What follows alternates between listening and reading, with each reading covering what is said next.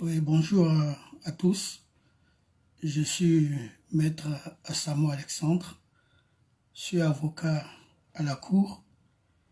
Je suis l'avocat de la famille de Kosere Tatiana, épouse Makoso.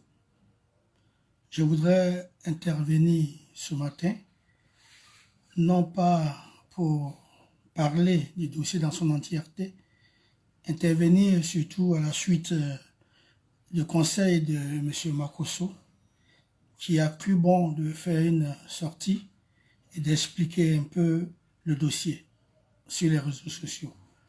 Je ne voudrais pas rentrer dans les détails de ce dossier.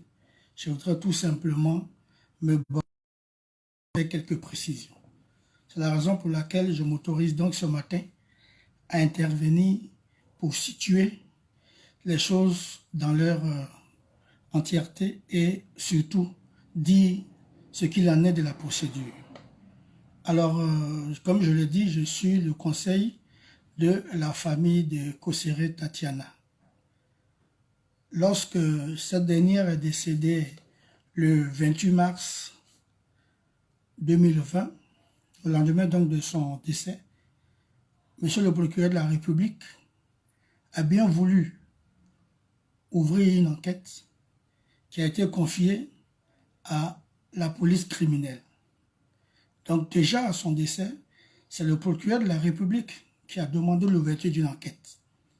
Et cette enquête a été donc confiée à la police criminelle qui a immédiatement procédé à ces investigations, qui a entendu les parties, qui a entendu donc évidemment l'époux, M. Makoso, et tout sachant.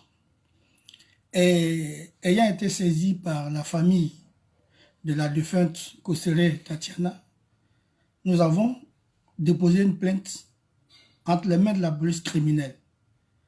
Et cette plainte a été déposée le 6 avril. La famille a été donc auditionnée, entendue par la police criminelle. Et nous avions demandé aussi qu'il y ait une expertise médicale, plus précisément une autopsie. Et nous sommes entendus dire que M. le procureur de la République avait déjà sollicité la pratique d'une autopsie pour déterminer les causes réelles du décès de Kosere Tatiana, épouse Makoso. Malheureusement, en raison de la pandémie, le médecin légiste a donc adressé un courrier aux autorités judiciaires et policières pour les informer qu'au vu des mesures gouvernementales, les autopsies étaient suspendues durant toute la période de cette pandémie-là. Et donc, nous attendons tous que l'autopsie se fasse. L'enquête a déjà débuté, contrairement à ce que a avancé le conseil de M. Makoso. L'enquête a déjà débuté par la police criminelle sur instruction de M. le procureur de la République. M. Makoso a dû certainement saisir également la police, mais déjà il faudrait savoir que la police avait été saisie par M. le procureur de la République, qui a donc demandé d'ouvrir une enquête préliminaire. Et donc je voudrais rassurer tout le monde que dans ce dossier, l'enquête est en cours. J'ai entendu souvent des gens dire que la justice est lente, qu'on ne sait pas où on en est. Il faut vous rassurer.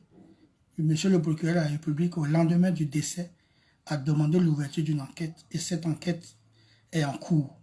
C'est vrai, elle semble traîner, mais elle a beaucoup avancé et nous n'attendons que la pratique de l'autopsie pour déterminer les causes réelles du décès de Kosere Tatiana. Nous n'attendons que l'autopsie. Malheureusement, depuis la date du 3 avril, les médecins légistes ont informé les autorités judiciaires, comme je l'ai dit tout à l'heure, que les autopsies étaient suspendues. Dans ces conditions-là, ils ne pouvaient pas pratiquer l'autopsie. Nous attendons sereinement que la pandémie puisse cesser ou alors que les mesures restrictives puissent être allégées pour que l'autopsie puisse se pratiquer et avoir les résultats, avoir les causes. Ce n'est pas une contre-expertise comme on a bien voulu vous le faire entendre. Il s'agit plutôt d'une autopsie qui doit être pratiquée sur le corps pour déterminer les causes du décès. Alors, lorsque l'autopsie sera faite, nous aurons effectivement les résultats. Et en fonction des résultats, monsieur le procureur qui a diligenté l'enquête pourra donc aviser de la procédure à suivre. Voilà, mesdames et messieurs, ce qui en est exactement dans ce dossier. Nous demandons à chacun et à chacune de vous qui soutenez la famille de demeurer en prière, de continuer de la soutenir dans le calme et dans la sérénité. Il n'en est rien, il n'y a pas de manipulation, il n'y a pas de protection de qui que ce soit. Il faudrait aussi que vous le sachiez, en matière d'enquête ou de procédure, il y a ce qu'on appelle en droit le principe de la présomption d'innocence. Pour le moment, personne n'est coupable, personne n'est accusé. Le procureur a demandé à ce qu'une enquête se fasse pour déterminer les causes. Une fois que l'autopsie aura indiqué les causes du décès, s'il s'agit d'un meurtre, alors les poursuites vont se faire contre l'auteur de ce meurtre-là. S'il s'agit également de coups mortels, les poursuites pourront donc se faire. Alors je demande à chacun et à chacune de garder son calme, de prier, de continuer de la soutenir, mais surtout de nous faire confiance.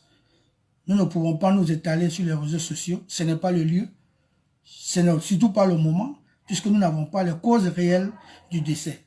Au temps opportun, nous viendrons donc vous expliquer ce qu'il en est et la procédure à suivre. Je voudrais donc remercier chacun et chacun de vous, souhaiter que la paix règne dans vos familles, mais surtout que vous retenez, selon un dicton de chez nous, que le mensonge prend l'ascenseur, la vérité prend l'escalier, mais finit toujours par rattraper le mensonge.